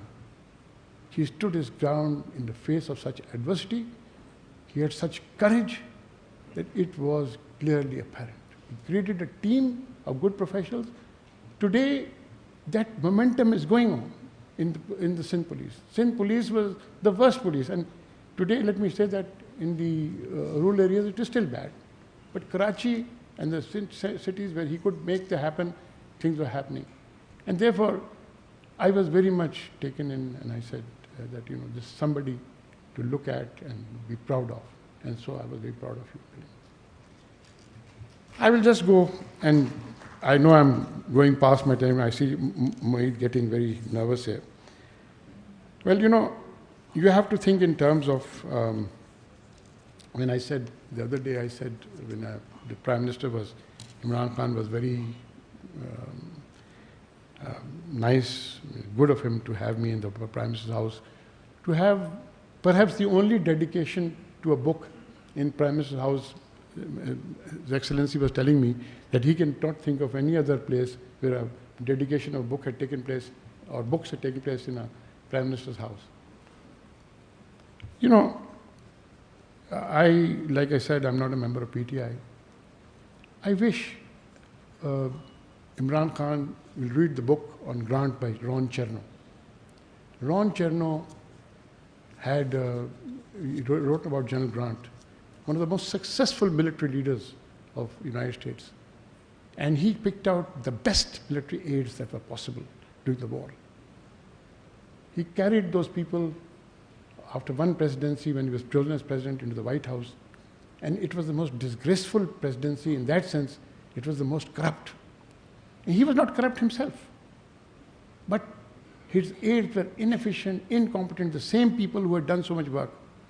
You know, I remember a time Imran used to come to Karachi, we used to cocoon him with 150 people in Shalwar Kameez just to make sure that the MQM didn't get him before he reached Target or he reached the nursery. We used to cocoon him with about 150 people in Shalwar Kameez thinking that they are PTI. And the people that used to come and sit at our doorstep asking, Imran ki security kar do, ye kar do, wo kar do. Abne kar diya, not out of any thing. I never belonged to any political party. I have no intention of ever belonging to any political party. I did it because I thought there was sincerity and goodness of man. The man remained the same. Those same chaps don't return my telephone calls now. The Prime Minister does. This is the quality of aides that you choose. Unfortunately, there are the best cabinet that ever functioned was the 1993 cabinet. It was tremendous because it had good quality people in PML and cabinet. It had good people, efficient people. They did their work, and they really did. Things deteriorated after that. I don't know why. But the thing is that you have to come back and say that, you know, the Prime Minister was very gracious. I said a lot of things to him in that thing. I talked about inflation, Mengai, and he acknowledged that. I talked about law and order, justice. I said, you are wrong. You talk about the wording of the law. You've got to talk about the spirit of the law. The wording does not matter. The spirit of the law matters. And if you do not apply the spirit of the law, then if criminals function in the name of justice, justice becomes a crime. Right? And the Prime Minister was very gracious. And I thank him that he had this function. And therefore, I think, to an extent, I may have balanced it off by having Sartaji Saab and Khakana Bashi Saab, you know, in that sense. That, to me, it does not matter to which political party the person belongs to. To me, the individual matters. What he can achieve for Pakistan matters. What he can do for Pakistan matters, right? What a tremendous country we have. I said it that day and I said it today, second largest copper and gold reserves in the world. third largest, third largest coal reserve in the world, fourth largest cotton and cotton industry in the world, fifth largest milk producing country in the world, sixth largest rice producing country in the world, seventh largest wheat producing country in the world. And we have produced a nuclear bomb, we have the know-how to deliver it, we have tremendous this thing, and yet a country that can feed itself, which can clothe itself, is going nowhere because of the lack of leadership, and that lack because we have a feudal mindset. And in a feudal mindset, you have this thing. People who, that thing, one of the great things about Sataji Saab and Shahid Khaqan Abbasi is they've never left their party. But if you find every cabinet has these Jumma Janjnal people. They join you've seen them. I have not been to the Prime Minister's house, I went after 23 years. But they've been in every cabinet. They were 90, whether they were in 2003 with Jan Musharraf, then with Azuz Zardari, then with the P. cabinet, every cabinet, the same people, that thing, etc. What loyalty do they have? They don't have loyalty. If they don't have loyalty to one leader, or maybe chalo, you can change, you can have a different opinion, go to another party. They keep on changing parties just to stay that thing. So I think Imran will be a great leader, is a great leader, and I sincerely hope that he succeeds for the sake of Pakistan. But he has to do something about the people around him, the people to whom only it matters, not the thing, but for the self-serving people. They only think about themselves, do not think about the country. They must think about the country. So I will say this to you in the end, that I'm very grateful to all of you, the speakers. I'm very grateful to all the people who have come. We had planned for about 150. I know that there are more than 200 in the room, which is a very, for me, it's a great honor and privilege to have you. I know we've gone past our time and we've done things, but I thank you, and with my bottom of my heart, thanks to everybody.